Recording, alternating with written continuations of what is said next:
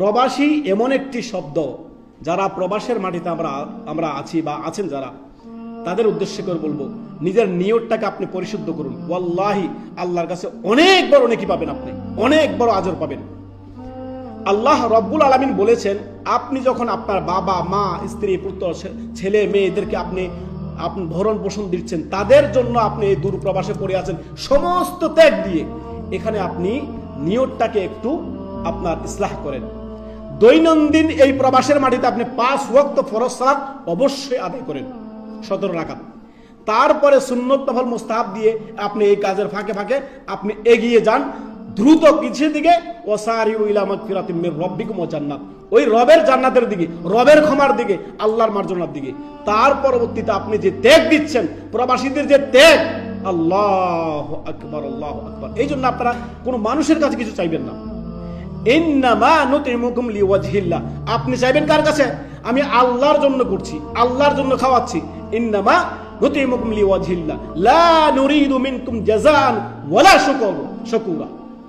আপনি প্রবাসী ভাইদেরকে আমরা বলবো, যারা এই দূর প্রবাসে পড়ে আছেন, এত মেহনত পরিশ্রম সারা দিন করে খেটে আপনি নিজের পরিবারকে আপনার অর্থ যোগান দিচ্ছেন, এবং কি স্ত্রী পুত্র বাবা মা ভাই বোন এই পুরো আহাল পরিবারকে আপনি ভালো রাখার জন্য, তারা ভালো থাকার জন্য এই দূর প্রবাসে এত কষ্ট করে থাকতেছেন। আপনাদের নিয়তটাকে পরিশুদ্ধ করুন, আপনার ইমানকে ইসলাহ, ইমানকে সুন্দর করুন, আমলকে সুন্দর করুন, দৈনন্দিন 5 ওয়াক্ত ফরজ সালাতে হিফাজত করুন। তার পাশাপাশি আপনি যে মেহনত পরিশ্রম করতেছেন তাদের জন্য আপনি এটা আল্লাহর জন্য করুন।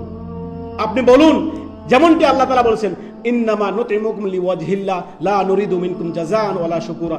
আমি আল্লাহর জন্যই আমার ছেলে মেয়ে স্ত্রী পুত্র বাবা মা সবার ভরণ পোষণ দিচ্ছি, আমি আল্লাহর জন্য আপনাদেরকে খাওয়াচ্ছি, আমি আল্লাহর জন্যই আপনাদের জন্য এই হাড় ভাঙা পরিশ্রম করে এই প্রবাসের মাটিতে আমি আপনাদের জন্য আপনার মেহনত পরিশ্রম করছি আল্লাহর জন্য।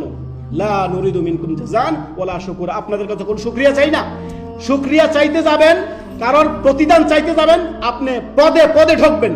আপনি প্রতিদান চাইতে যাবেন বাবার কাছে, ভাইয়ের কাছে বা নিজের নিকটাত্মীয়ের কাছে, সেটা আপনি ভুল কনসেপ্টে আছেন।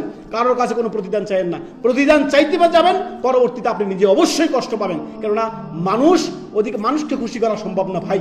যতই জীবনটা আপনার উজাড় করে দিয়ে দেন, মানুষকে খুশি করা কখনোই সম্ভব না। মানুষকে দিতে দিতে দিতে দিতে আপনি নিঃস্ব হয়ে যান, তারপরে মানুষ আপনার শুকরিয়া আদায় করবে না।